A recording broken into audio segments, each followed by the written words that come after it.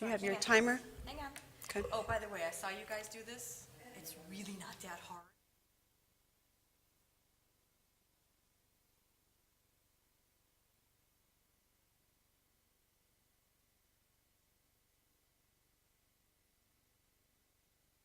Let's get this meeting going. I have 6:33 on September 24th. Roll call, please. Present. Present. Present. Present. All right, thank you. Mr. Bartle, will you lead us into the Pledge of Allegiance? Thank you. I pledge allegiance To the flag of the United States of America and to the republic for which it stands, one nation, under God, indivisible, with liberty and justice for all.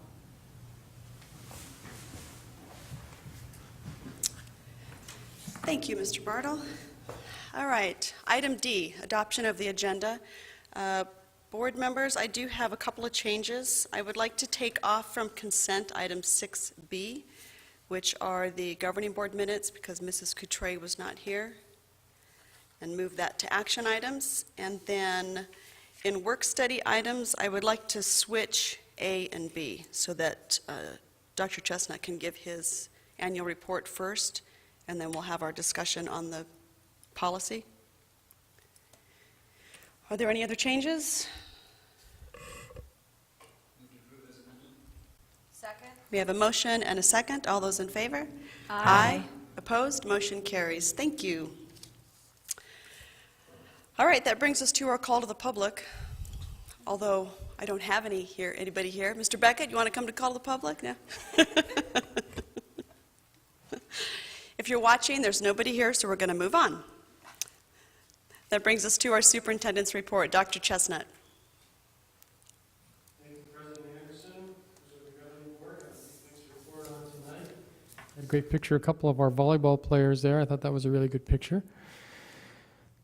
Samantha Dugan, we'll save till the next meeting. I want to report that I've been doing lots of classroom walkthroughs with principals, and made it to 7 of the 9 schools for walkthroughs. Been in about 70 classrooms so far. A lot of good stuff going on a daily basis. So I've got to do a better job of telling you when I'm going, and you're welcome to join us. I usually go just with the principal and I, and it's always good to have 1 or 2 more people. So that's a good opportunity because, I've found that the principal can fill me in on a lot of the details that, I'm not aware of, and really enjoyed doing that. So I'll keep you posted on that and try and do a better job.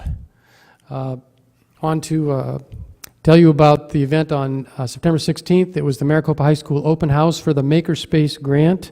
And this was announced last spring, but it's really off the ground now. And Robin Shoup, the librarian at Maricopa High School, really made this happen. She applied for a grant with the Arizona State Library System and received a $45,000 grant.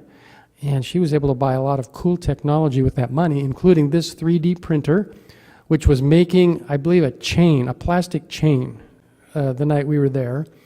And she was able to purchase computers, software. They have robotics equipment on order. And I didn't even know what a makerspace was. I had to Google that because I hadn't heard that term before. But it's really just a place that has equipment that people can come and use. And it really has, I think, from what I can tell, become kind of the newest technology club at Maricopa High School.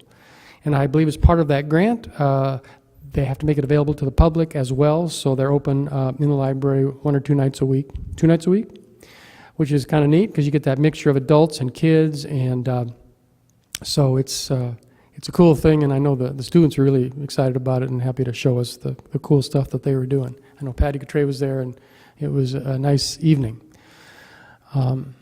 Last Wednesday on the 17th, I had parent-superintendent coffee meetings. I had one at 10 a.m. and then a repeat at 7 p.m.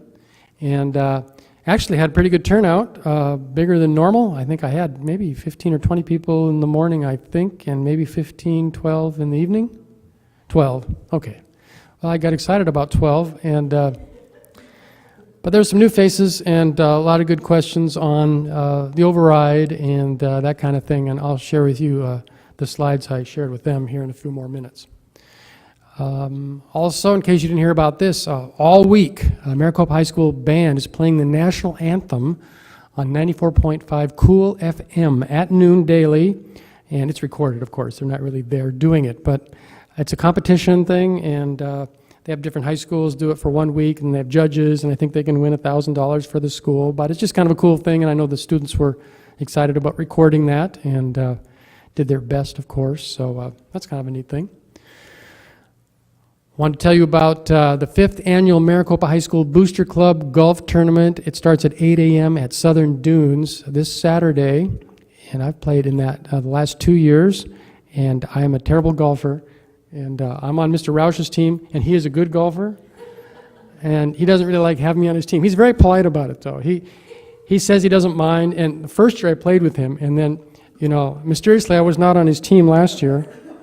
And then I found nobody really wanted me this year, so I kind of asked Aaron Roush if I could come back on the team. So I think he's got 2 other guys that can play plus him, so we should probably still be okay. But anyway, that's a great event. And the cool thing about it is that the Booster Club, it started really off as a football booster club, but that Booster Club has kind of grown, and they're really into helping multiple sports, and I'm not certain if the band is included. I know they've been talking about it, but still negotiating.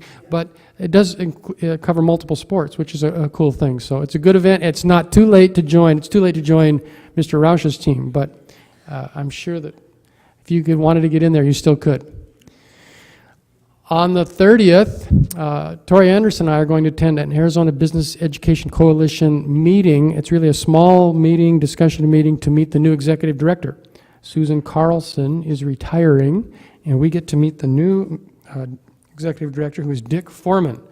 He's soon to be retired, or is now a retired executive from Southern Gas and Southwest Gas? Southwest Gas. And so it'll be interesting to meet him, and looking forward to that. And that same day, we will have our next quarterly meeting with city staff. And another event we're doing with the city of Maricopa is on October 2nd. We're part of the Realtor Tour, and they did that 2 years ago. They stopped by the PAC, and we didn't do it last year with them that I know of, but we are doing that on the 2nd, and they will stop by the PAC at about 11:10 in the morning. They're going to stay for 30 minutes, and I'm going to do a little greeting. I'm only going to take about 4 or 5 minutes, and then June Sly, high school principal, will speak for a few minutes, and then we're going to have them talk to have some students talk to them. So I think that'll be a good thing. Looking forward to that. Did you want board members? You are more than welcome to attend. Yes. So maybe Lisa could post a quorum just in case all of you show up. And I plan to talk to them about the override and just some of the annual report stuff that I'll show you later tonight. And that's all I have to report. Thank you. All right, that brings us to our governing board member reports. Anybody have anything? I have a couple things, but I'll let you go first. Well, No? he already Covered it? covered me. Okay. Couple of, just so that you know, October is Domestic Violence Awareness Month. It's also Breast Cancer Awareness Month. The city does have an event planned along with the local agency on October 15th. It's a Wednesday from 6:30 to 7:30 at Copper Sky Park at the Large Ramada. We've planned a Walk a Mile in Her Shoes event. It's open to everybody, strollers, babies, dogs, everybody. It's going to be a nice event, and then we'll be, Chief Stahl is going to say some words and hand out ribbons and do all that kind of good stuff. So it's a nice way to kind of commemorate the month. And then October 21st is our ASBA Pinal County Workshop, which is going to be in Florence at Post and Butte High School, which I'm excited to see that high school because they've got a bunch of new technology and it's really supposed to be high tech. So if you are watching and you are a prospective board member who's going to be on the ballot, you can attend that. It is free, and just let me know. Anything else? And I think Lisa has got us all registered for that. Yeah, already. So that's all I have. It's quick. Seeing there's nothing else, we will move on. Information work study, Dr. Chestnut. Before I start I forgot from my superintendent's report, on the table in the foyer, we put a stack of general overview of Arizona's college and career-ready standards for English language arts and math. So that was a request by a couple of board members that we make that available, and it's good information out there, so I want to make that available to the public in case anybody's interested in that. We can put it on the website. I think they did, but I'll double check on that and make sure. It's also on the National PTA Association website. They've got, Something because very- other states who have already adopted college and career-ready standards, it's a nice overview as to how those states have adopted it and how they've integrated it, and some views from different teachers. So it's another nice resource to have. Mm-hmm. So moving on, I wanted to share with you the annual report that I've been giving to the community and faculty groups and anybody that will listen, really. And I haven't been doing them all. Chris Roden has been doing some, and in fact, she's doing one at this very moment at the Republican Club at the Villages. And Wade Watson has covered one of these meetings when I couldn't attend. And I think between the three of us, we've given 15 presentations so far. And we call it the annual report. I like to do this once a year and just go around and tell people what's going on in the school district, because we have a lot of good stuff going on, and a lot of times people don't know about it. I mean, even our own staff, that's one of my primary targets, is to go to every faculty meeting and present this, because you know how teachers are. They get very focused on their school, as they should, their classroom, their grade level, and they're not often aware of the good stuff that's going on at other schools and other levels. So that's another thing that I enjoy doing, is just reminding people all the good stuff that's going on in our district. So a couple things, just to kind of start with where we ended last year. And I know I've reported on this before, but some of this stuff is really pretty exciting. And we ended the year on a very strong note with the class of 2014, a record number of scholarships. Very proud of this young man, Niles Getz, who received a National Merit Scholarship to Arizona State University. It's our third National Merit Scholar in the last 3 years, and very proud of him and his excellent work and the good work done by our staff to help him get to that level. His parents, I mean, it's a team effort when you have a student achieving at that level. So very proud of him. We had 3 students that received National Merit Commendations as part of that $2.7 million in scholarships. So we ended the year strong. Another example of that was the ACT scores. I've showed these to you before, but these tests were taken last spring by juniors and seniors, and people that are thinking of going on to college. And if you're going on to college or university, you take either the ACT or the SAT or both. And as soon as I get the SAT summary, I will bring that to you. But we were pleased that Maricopa High School was above the state average on 2 of the 4 tests. We'd like to be above the state average on 4 out of 4, and I think someday we'll be there, but you know, I'm proud of that progress. Last year, actually, we were above the state average on 3 out of the 4, but the thing that I think is really bragworthy is that we had a record number of students taking the test this last spring. We had over 100. 4 years ago, we had like 25. And so we have a lot of students thinking about what are they going to do next. And we're trying to build that college and career culture, that planning idea with students so that they get prepared for whatever the next step is. Maybe it's trade school, technical school, maybe it's a military, maybe it's career. But they take the freshman seminar, they do their ECAP plan so that they have some direction when they leave and graduate from high school. And this is part of it. And I'm proud of the record number of kids taking that test. Also, our Arizona Learns results, you know, when you have good news, you just have to repeat it. Very proud of the growth in our district score from 120 to 127. And so we finished last year strong, which I think is leading into this school year. Of course, Pima Butte, you know about them, 5th consecutive year as an A school. But last year also was the first year we implemented Beyond Textbooks, and we are in our 2nd year of implementation with Beyond Textbooks, and that's a program adopted from the Vail Unified School District, south of Tucson, highly rated school district, typically in the top 5 achieving school districts in the state. And they've developed an online curriculum program that is a great resource for teachers with daily lesson plans tied to the Arizona College and Career Ready standards, and then student-friendly lessons with assessments, quizzes, tests, so that teachers can keep track of how their students are doing. It has challenge materials in there for students that need challenging. It has remedial materials for students that need remediation. It's kind of a one-stop shop for teachers, and it's online, which is the way a teacher in year 2014 works, really. You work way more with materials online than you do with a standard old teacher edition book. And there are thousands of resources and lesson plans on there, and it's just a wonderful dynamic platform that our teacher is using. It's not a silver bullet, it's not going to solve all of our problems, but it does help us, and it's a great tool to have. Some of the highest achieving school districts in the state use Beyond Textbooks. I think three out of the top 10 this year, or 3 or 4 out of the top 10 districts are Beyond Textbook districts this year.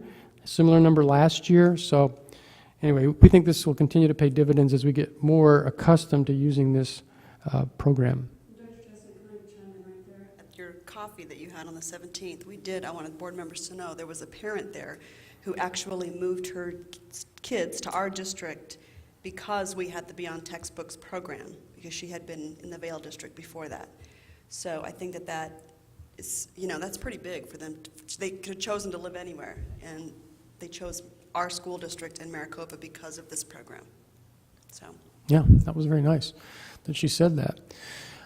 I reported on this before, but I guess I'm still wrapping up last year. I promise I'm going to start talking about the 14-15 school year in just a moment. Very proud of the fact that Maricopa High School renewed their accreditation, and they are implementing that report and the recommendations from that report. And then the Auck-Chin grant. We are in our second year of the Auck-Chin grant. We received that grant last year. We're in the second year. We're funding the same 8 things. Item number 9 was a part-time grant coordinator, which we originally thought we needed. We decided we did not need that person to manage this grant.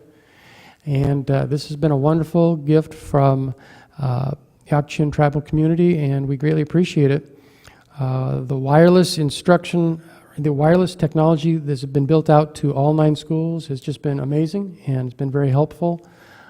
We used those grant funds to get that done, and that is now complete, and it's working well. So I think there's also the thought that this has, there's some thought, I suppose, I've heard people say this, that, well, we received this grant, so that solved our financial problems. And, well, I mean, it's been wonderful, but we use these funds. I mean, the idea is to spend the grant. And that's the idea, is to finish spending the $1.3 million from this year by the end of the year. And that's what our goal is. And we're using these grant funds to pay for things that aren't part of our regular program that we couldn't afford otherwise. The wireless is a good example. The 5 additional math teachers is another example. The 4 additional reading paraprofessionals, another example. So it's been wonderful that we've had this in place again this year. I've already reported on this, but a very exciting thing for this school year, that we have a total of 3 school resource officers at our 3 secondary schools. We've traditionally had 1 at Maricopa High School, and in partnership with the City of Maricopa, we qualified for a COPS grant, and that allowed us to have 3 instead of 1. And so student safety is very important. That's a major priority in our school district, and this is one part of that that is very helpful.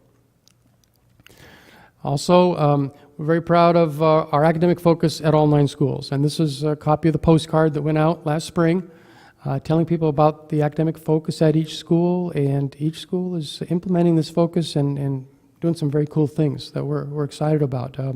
Maricopa Elementary School, for example, the Leadership Academy, Maricopa Elementary School, did I say that right?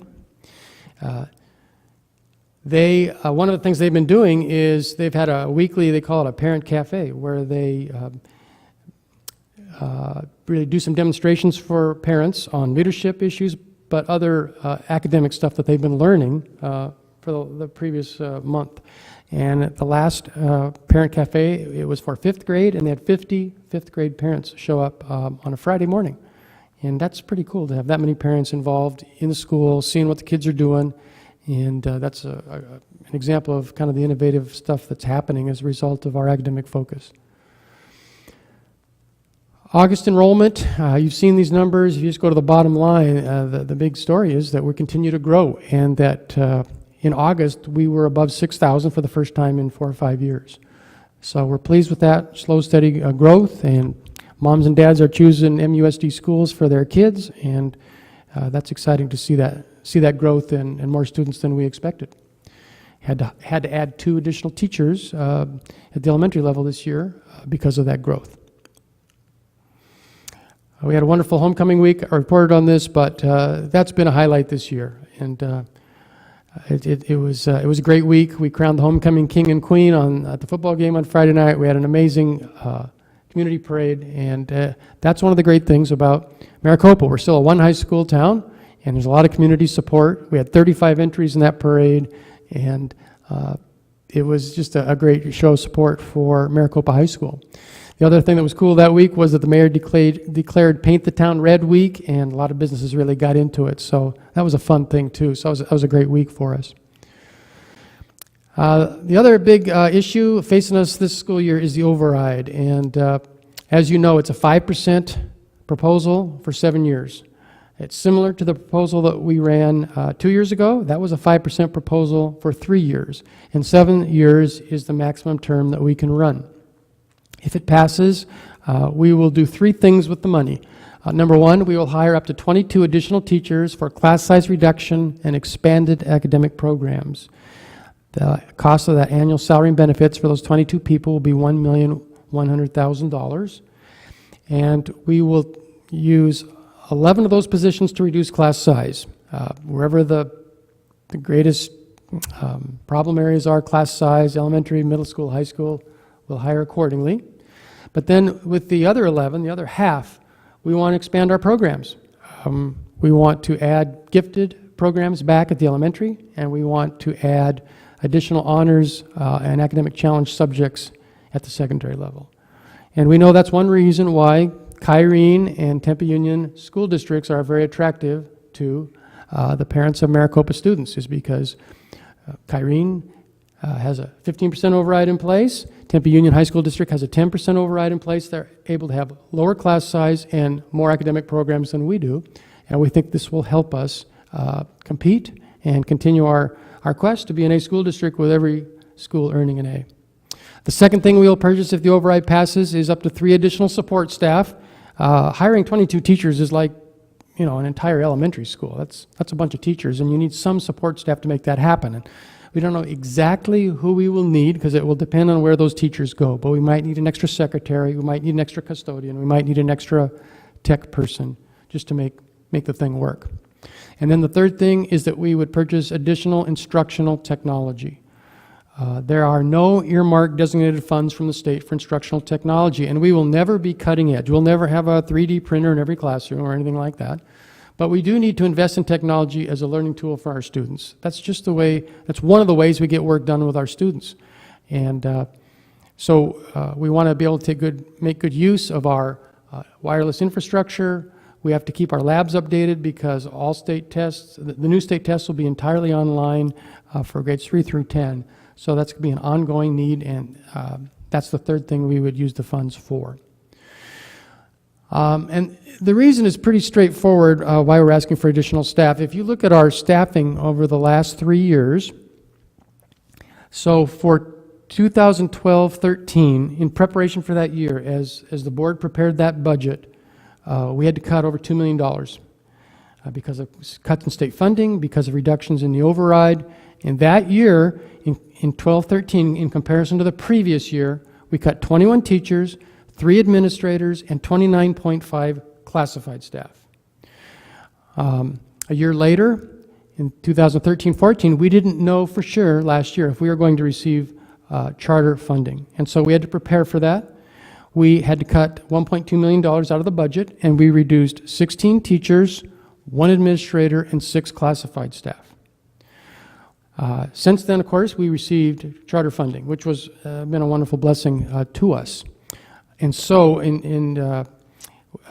for this year, and compared to last year, we were able to restore 13 teaching positions. We didn't change administration, and we brought back 10 classified staff. But if you look at the net over that 3-year period, we're still down 24 teachers, 4 administrators, and 25 and a half classified staff. So that's one of the reasons why we need 22 additional teachers in our override proposal. It's one of the reasons we need additional classified staff.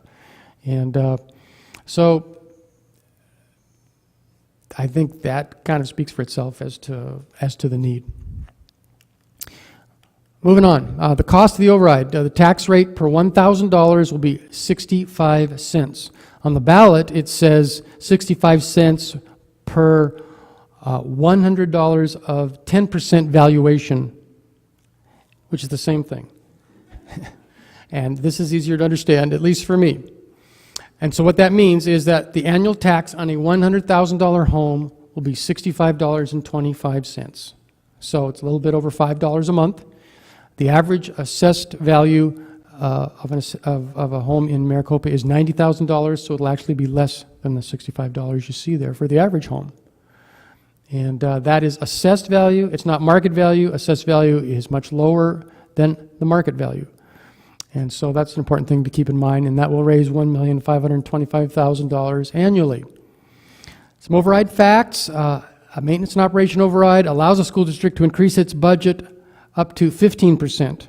And the board wrestled with what the amount should be when you place that on the ballot. But our override that we did have in place for 5 years, and then it was reduced its final 2 years, was a 10% override, the previous override in MUSD. M&O funds are used exclusively for classroom supplies, academic programs, utilities, salaries, and benefits. We can't build buildings with it. It's for operations. And about half the school districts in Arizona, which represents between 70 and 85% of the state's students, presently have an M&O override in place. It depends on the year that you look at, but most of the school districts in the Phoenix metro area, where most of the students are, have an override in place. And so this is a very common way to fund schools in the state of Arizona. And that's my annual report for this year, and I'll be back with a similar report 1 year from now. Thank you, Dr. Chestnut. That was good stuff.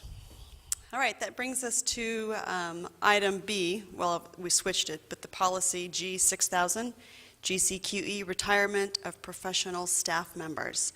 So, Dr. Chestnut, do you want to lead this off, or would that be Mr. Beckett? I'm going to start.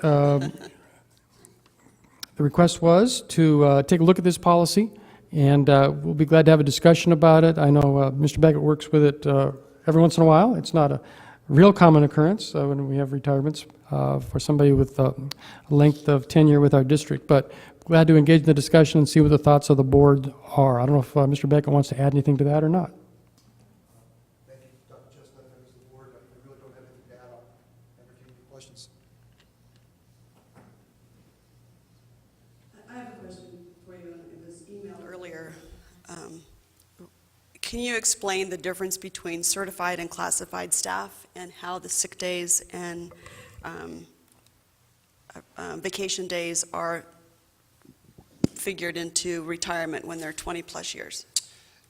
At this point in time, and thank you, President Anderson, the policy that actually lays in front of you, actually one of the things that we'd want to probably bring back to you at some point in time is just a change in the title.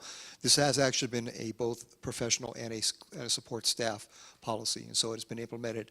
There is some conflicting language even in the policy itself that kind of alludes to the fact that classified staff do qualify for this as well. So that would be one of the things that we'd end up coming back. But yes, classified staff and professional staff would also have the same incentive package. Because it is confusing when you read the policy. Okay. Because I think the intent is there, but it's pretty wordy. Right. Okay. We actually made this revision. I'm not sure if you remember. We dealt with this last year in August of 13. We changed that the second portion of that policy related to the sick leave payout upon retirement.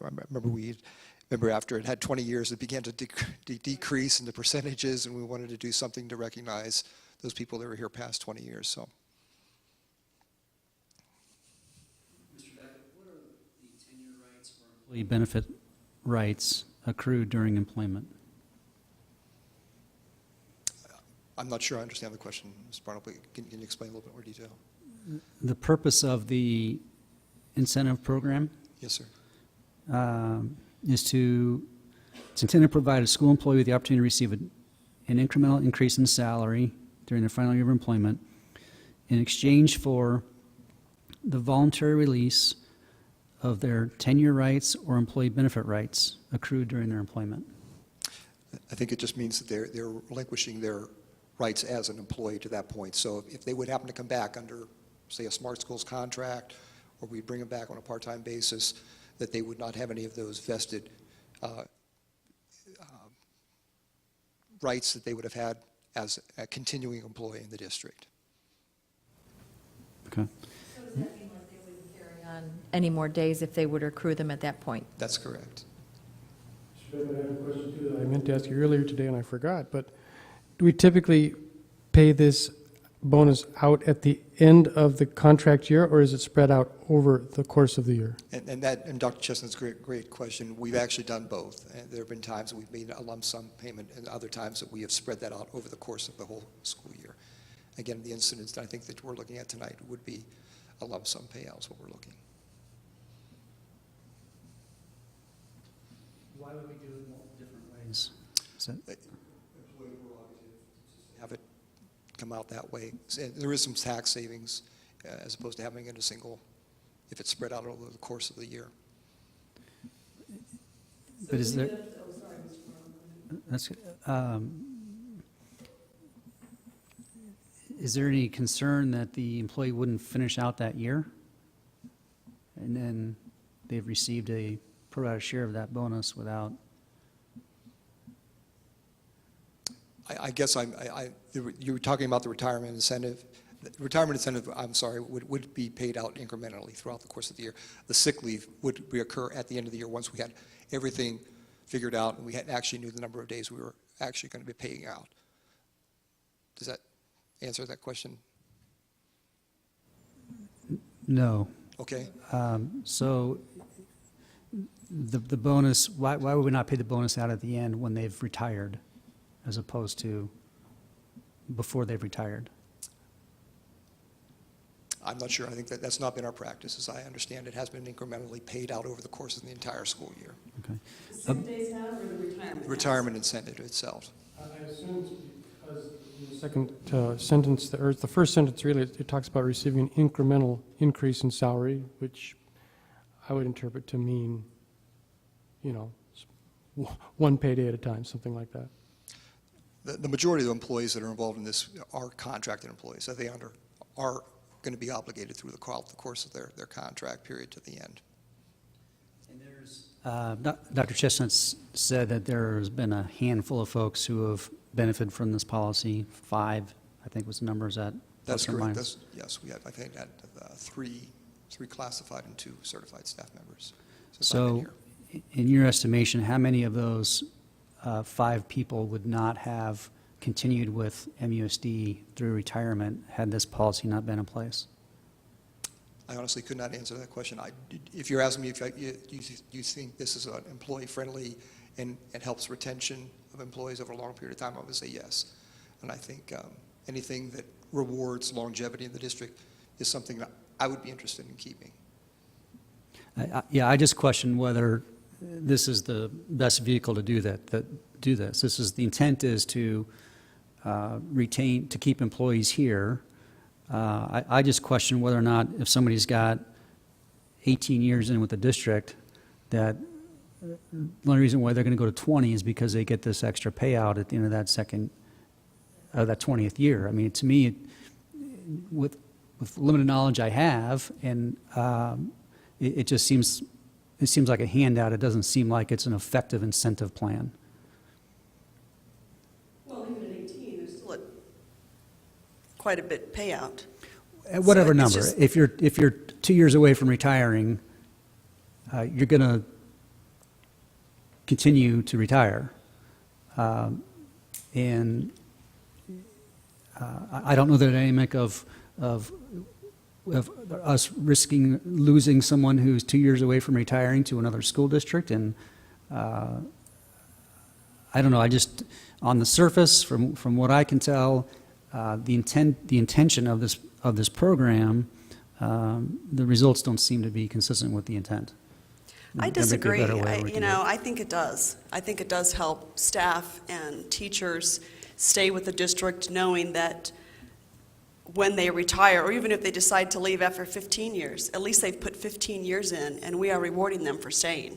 I mean, if we could have a teacher that would stay for 10 years, I would do a jig in the street. I mean, I think that if we can, really, I will. But I think anything to give any type of incentive for any employee, classified or certified, to stay is worth it. So, That it probably does the best job of keeping is somebody that spends their entire career here. So it's pretty common for a staff member to go 30 years. I mean, if you get somebody right out of college, for example, pretty much max out your retirement about 30 years. So in other words, they're here for 20 years, then they really do have an incentive to stay that last 10 here. I mean, that's probably I believe the candidate, the person that this policy would work the best for as far as getting them to stay. But if you've been here for 20, do we need to have that financial incentive in their 30th year to convince them to stay? Or are they, I mean, they're a lifer. So why not reward him for being a lifer? I'm, I think they need a reward. I think that's fine, but that to me is more handout than an incentive plan. So if it's not changing the behavior, if it does not provide them incentive to become a lifer, then maybe we could use those funds in another way to make sure that those folks who are on the fence do commit to us on a longer-term basis. If they're going to be here anyway, then just rewarding them for that. I mean, there's a lot of benefits to that are affiliated with being employed and retiring from the school district. This Ever since I've been here, Okay. I'm sure, 'Cause- probably considerably longer. Yeah, I guess my question would be, this is a form of incentive pay for longevity, but then this last year, we also instituted a different form of incentive pay under the Auction grant for folks who had been with the district for, yeah, but this is a bonus too. So I guess what I would like to see, I mean, and obviously, it's dependent on if we continue those incentives, maybe dependent upon if we continue to receive the grant funds to do it. But if we do, I'd like to see those combined, because it to me, it seems a little bit, it doesn't make sense to have two different forms of incentive pay for staying with the district. If we are going to continue on with that form and this form, that they need to be merged together in something that makes sense and something that is cohesive and, we can go out and tell people about to keep them here. Does that make sense? It does. That's an interesting thought with the Auction grant. The reason we structured it that way was because at that time, we didn't know if we would be able to offer any other salary improvement to employees because of the way the state budget was going. Fortunately, with charter funding and slight improvement in the state budget, we were able to grant salary increases the last 2 years. And I know when we designed that bonus for employees, which will be paid out again this year, of course, it was really with the idea that we wanted to reward people who had stayed with us for the previous 4 years when there had been, no money for salary increases, basically. So I think if the Auction community decides to invest in us again, I think we'll go back to the drawing board on the entire grant. I think it won't just be a rollover. I wouldn't expect that. So, I mean, I think it's a point well taken, and I think that's something we are going to have to consider. But isn't that also part of redoing the salary schedule, which is what Mr. Beckett is going to, I'm sure, is working on it every single day.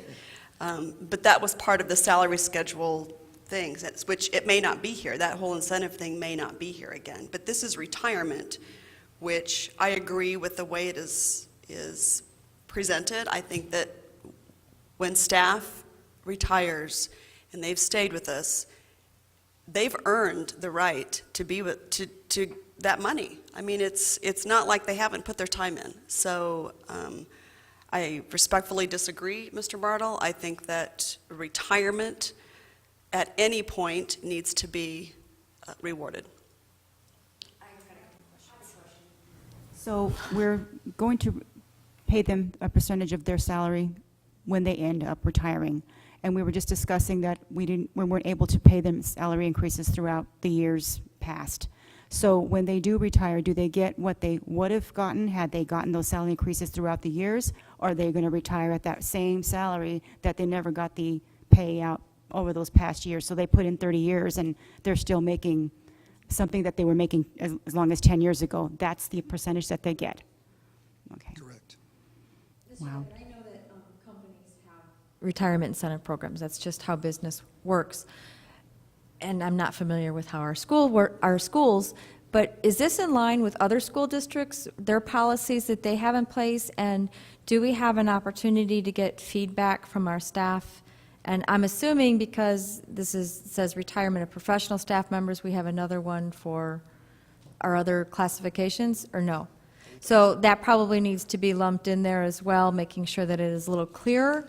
But me personally, I would like to see some staff input, not just from certified staff, but from classified staff as well. And then I'd also like to see some comparisons from other school districts to see what they're doing as retirement. I mean, we have to have a retirement incentive program. I mean, that's just good business. Thank you, Member Coutray, and I'll just let you know, I probably did 15 districts, just randomly chose them off of the websites and looked at their policies. It's Baskin-Robbins. I mean, every district has kind of a different flavor to this. I would say we have 3 districts here in Pinal County that probably are close to what we do. Apache Junction, Florence, and Coolidge are very similar to what we do. We've got other districts that have no retirement incentives. I'd like to see what some of those excelling districts do that retain their teachers. I'd like to see what their retirement incentive policy is. Yeah, I think that would be really helpful information. And, I mean, if there are districts who aren't providing this and we are, then, regardless of how we go forward, there needs to be something that we are expressing to our applicants and our current teachers, and because I think sometimes they don't look into all of those things necessarily or understand the different benefits. Yeah. Yeah. But especially new teachers, I think when you're coming out of college, College, you just want your first job, and I don't think you realize. No, I remember, it was like, you know what, I'll take whatever I can get. And you don't really think about that, especially when you're 25. So, any other comments? You got enough, Dr. Chestnut? I'd like to add that if this is truly a retention program, is what we're looking at, then I would encourage Mr. Beckett to think of it along those lines. And I still believe that we don't need, folks are getting a pension among many other benefits. So the incentive to retire, to me, there's a bit of an inherent conflict with what our goal is, which is to retain the teachers. So to me, there's got to be there's a point in time where they are fully vested in our district, right? They're not going anywhere. They've been here for 10 years or 15 years or 20 years, then they're highly likely that they're going to stick it out the duration. It's those folks who aren't at that stage that I think we need to provide incentive to retain. If it's the 10-year mark so that we've got President Anderson doing the jig in the street, then let's figure out how to make sure we get those teachers who are at their 5-year mark, get them to stay for 10 years. Well, without muddying the waters anymore, one of the things I do need to bring up too, though, is it is part of the retirement formula that goes into that employee's retirement from Arizona State Retirement. They take the top 3 years of their pay as their basis for what their payout is during the retirement period. That incentive pay typically is their highest pay throughout the course of the past 10 years. So this policy actually boosts that salary enough so that it does make an impact, a slight impact, on their payout monthly through the retirement service. So that is, again, it's not just that single lump sum payment, it is an ongoing benefit to that employee in retirement. I need to look into that. I'm just kidding.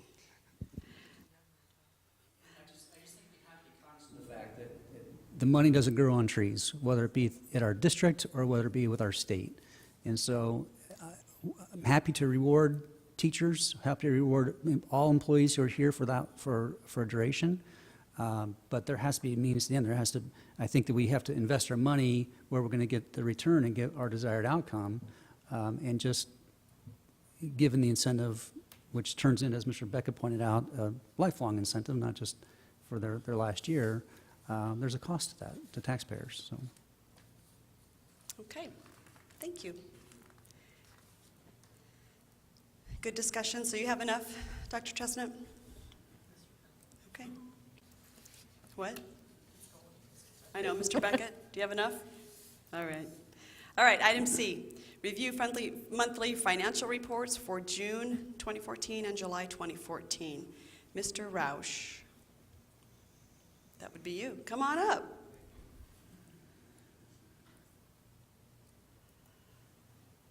We have two detailed memos regarding those monthly financial reports, so happy to answer any questions.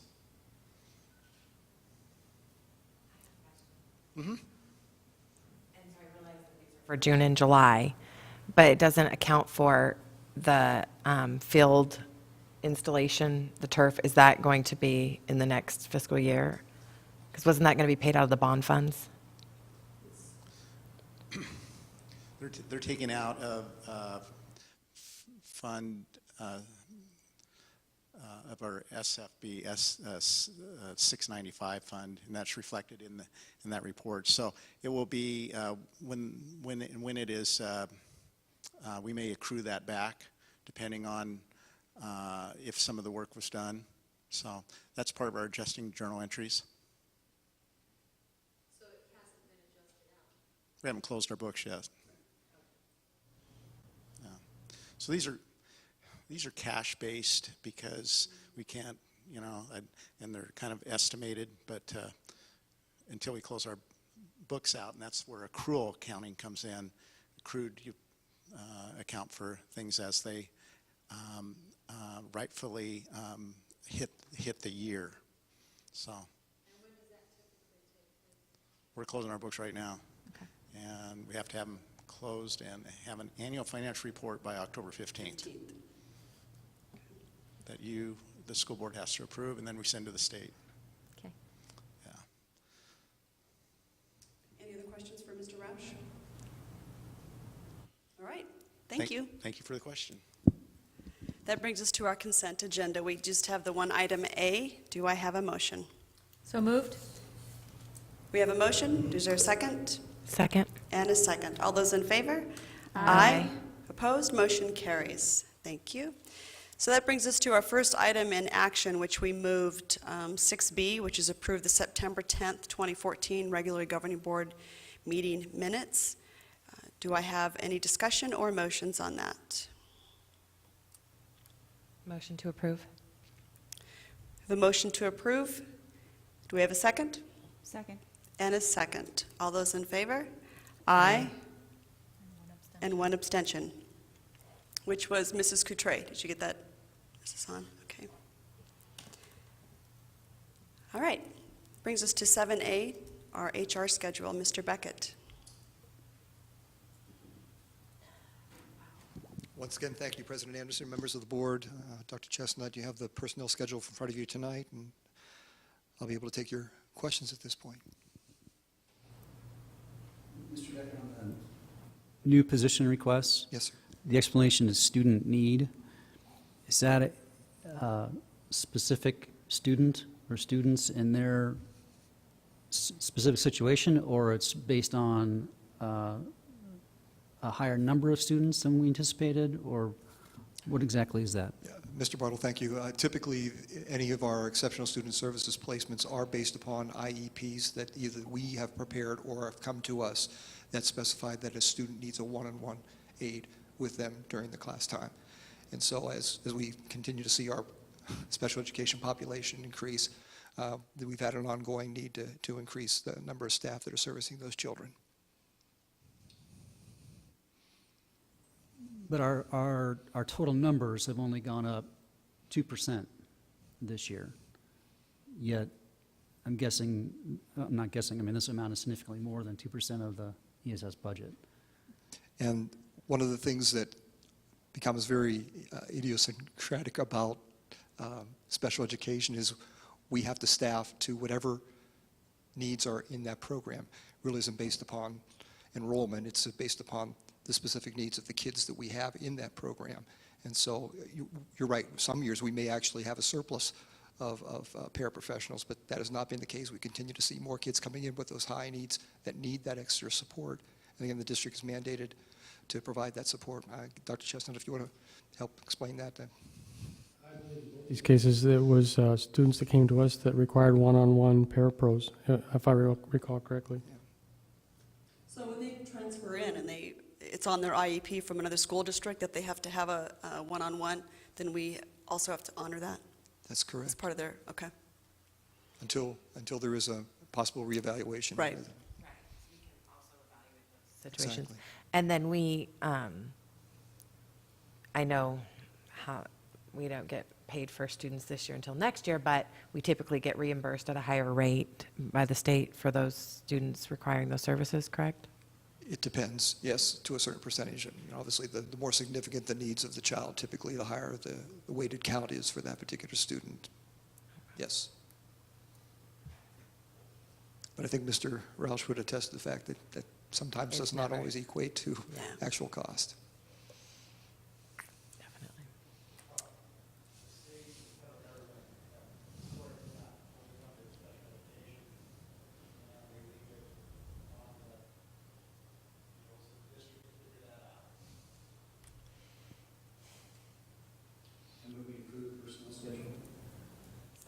We have a motion and a second. All those in favor?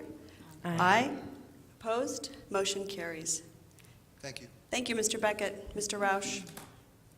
7B, discussion and possible approval of the first reading of updated policy B 1750, agenda preparation and dissemination. Dr. Chestnut, I know we sent this back to you after the last Right. board meeting. We discussed it, and I think we Yes. made the changes the board requested. I still think the changes that were made as it's written are too vague. It's so subjective. It says, as long as items are applicable to the district and/or board responsibilities. Well, anything's applicable to the district. My intent and my idea was to have it say that superintendent board members may place items on the agenda in accordance with policy BBA, which specifically outlines the board's rules and responsibilities. You want to oppose to that? Well, I wouldn't, I'm fine with that. I'm not ready to amend that. I want to be able to go back and look at BBA and consider that before. So, Dr. Chestnut, can we send that back to you to include that and have another first reading at the next board meeting? We could, I don't know how much you guys wanted to study it, but you can pull it up on board docs and. Pull it up right now, Wouldn't but I just- I board don't wanna be able to do it responsibilities Yeah. cover that? I mean, it's maybe not specific to that policy, but board responsibilities. But the policies it is very specific. It lists specific Right, but do guidelines. you really want to limit that so strictly, or don't, or- I think we want to keep it in line with that policy. Sure. Based on past situations, we want to make sure that the superintendent and the school district is able to go forward and the board members don't bog down with items that are not, how do I Okay, say well that? then- But Conducive BB to a, Yeah, but BBA talks about how we're supposed to administer ourselves. I mean, it talks about working harmoniously with other board members and not dominating. Right, I mean, To it's vote really- and act in board meetings impartially. That doesn't really talk about what our duties and responsibilities are. Well, it talks about a general duty and responsibility. Yes. It's very general. I mean, it is, So. Well, we could go efficiency of the school up a level and operation, evaluation of the education.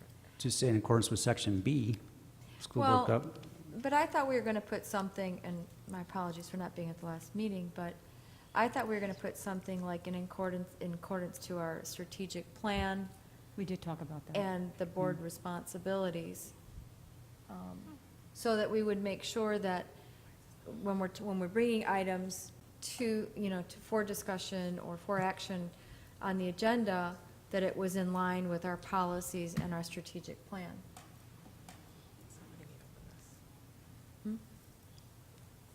Minimize your screen, it'll come back up. Dr. Chestnut, is that something that you could put in there? Sure, we can do that. You're right. Okay. Are there any other suggestions you would like Dr. Chestnut to put in there?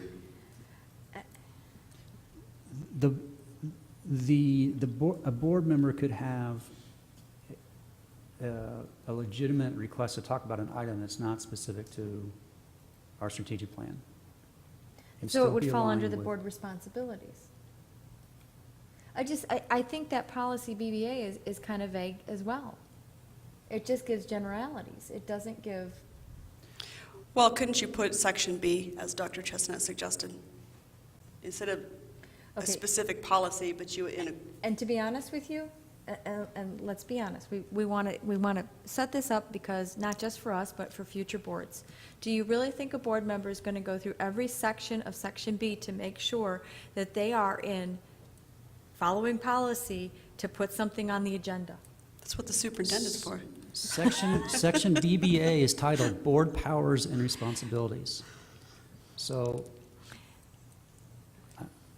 I will have to, I agree with Mr. Bartle that I would like the policy stated in, the policy BBA stated in this line, so that it is very, it's very focused. I don't mind focusing it. I just, I think BBA says, we can talk about anything that's basically for the betterment of the district, so I don't know why that, it's going to be very subjective. Very subjective, and which to me means it's going to be no different than what we have right now, which just means we can put items on the agenda. I'm fine with the way it's written. I'm fine with putting the policy in there. I think we're creating a bigger issue than what needs to be created. So, I like what we had before. So did I.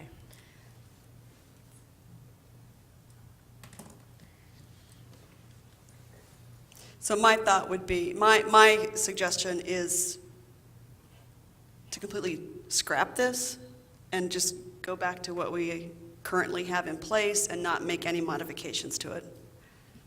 That would be my preference. I think the best way to see if that's the direction of the board would be to ask for a motion on approval of this for first reading and see what happens, and if there's no interest, then I think it would probably die for lack of interest. Okay, do we have any motions or suggestions or further discussion? question, further discussion. The phrase that's underlined is in addition to our current language, and that's the only change in this policy. Correct. Is that correct? Well, no, it changes it. It's our current one.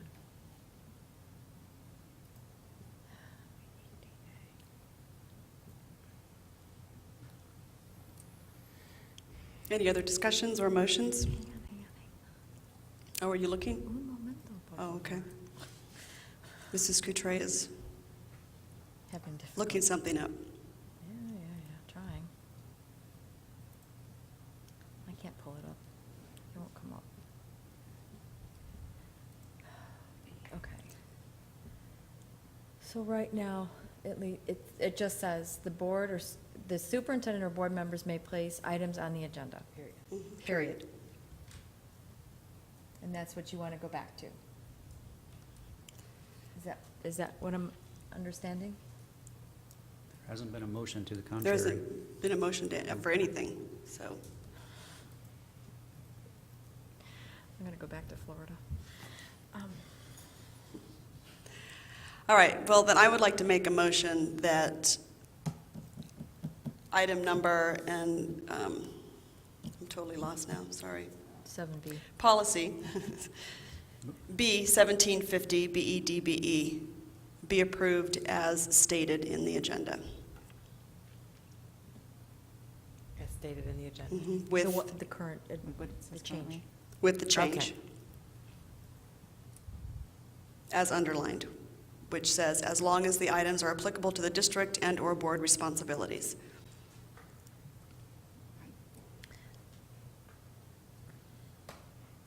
So seeing lack of a second, motion fails. Are there any other motions? Okay, we will move on. Item dies for the lack of a motion. So, Dr. Chestnut, will you bring that back on the next agenda, or? I think since there's been no change, we'll just leave Right, it as is in as the book. is. And if somebody wants to revisit this in the future, we can certainly do it Okay, as it says in the policy. okay. Good discussion, thank you. All right, 7C, discussion and possible approval of the first reading of updated policy G7650, support staff hiring. Dr. Chestnut, and probably Mr. Beckett will chime in on this as well. I looked at the notes from the SBA attorney as to the reason for this. It was a new Senate Bill 1391, and it made these changes concerning fingerprints. Yeah, and thank you for including that in your cover sheet. I appreciate that. All right, do we have any motions or discussion on 7C? I move to approve. We have a motion. Second. And a second. All those in favor? Aye. Opposed? Motion carries. 7D, discussion and possible approval of the first reading of updated policy G7700, GDFA, support staff qualifications and requirements. Dr. Chestnut, again, thank you for including the, again, this is another one of the House bill changes, so.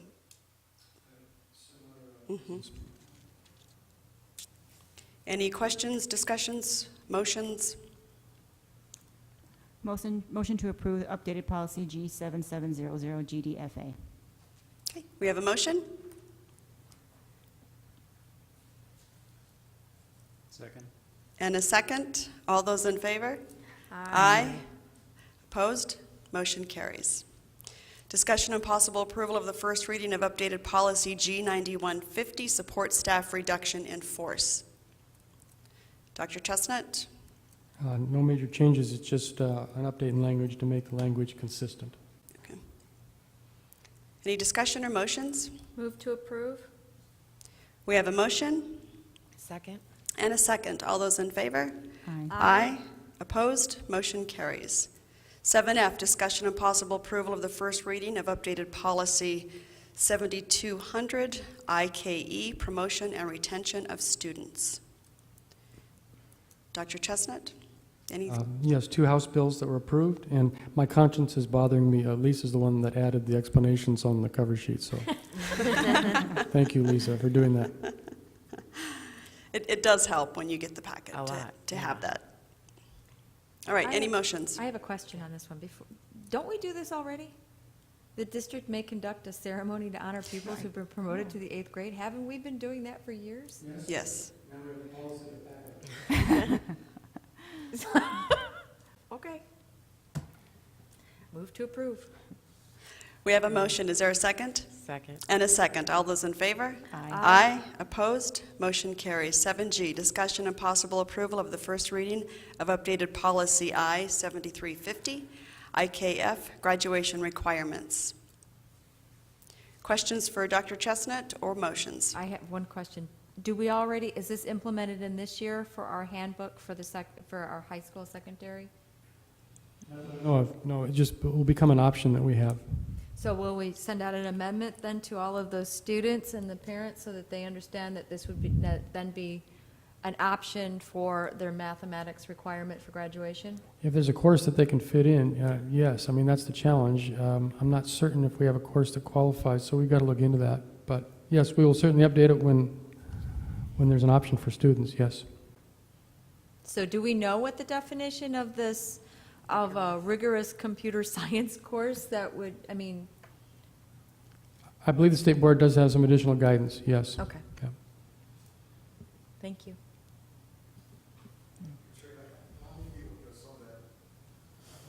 I apologize, maybe I'm butting in here, but I know that Arizona Department of Education has actually opened up a brand new certification, a STEM certificate, which allows people with strong math and science technology backgrounds in order to get a certificate.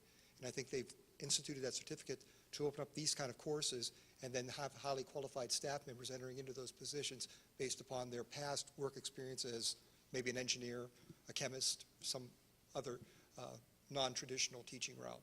So I'm assuming that's what this course is. Anyway. Thank you, Mr. Beckett.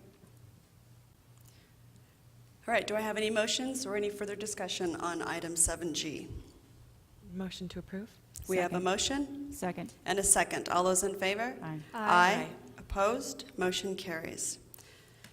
7H, we need to reschedule the October 1st special meeting that we had scheduled for discussion of the board evaluation and operating protocol and the board superintendent work plan to include our annual financial report.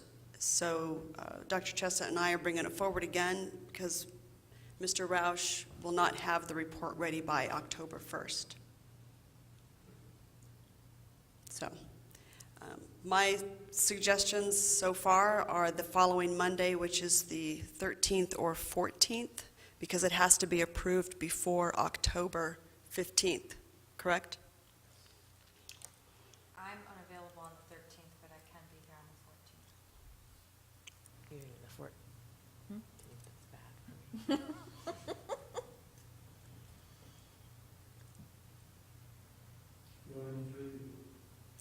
Well, the other option would be to leave this October 1st meeting and then just do a daytime meeting as long as we have a quorum for that specific and just do the financial report. So that would be the other option. We would leave the October 1st meeting